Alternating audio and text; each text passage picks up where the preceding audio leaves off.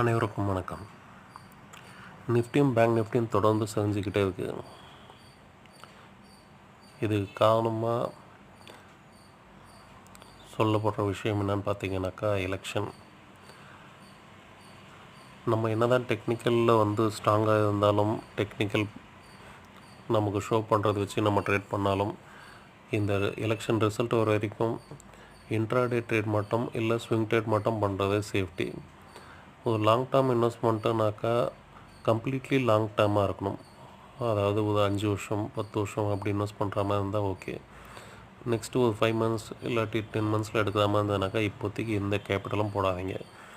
ஏன்னா already FII DI எல்லாம் வெளியில் போயிட்டாங்க, அவங்க ப்ராஃபிட் புக் பண்ணிவிட்டு.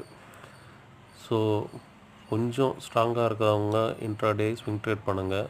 புதுசாக வந்திருக்கவங்க இப்போ ட்ரேடே பண்ணாதீங்க எலெக்ஷன் ரிசல்ட் வரைக்கும். அனைவருக்கும் நன்றி.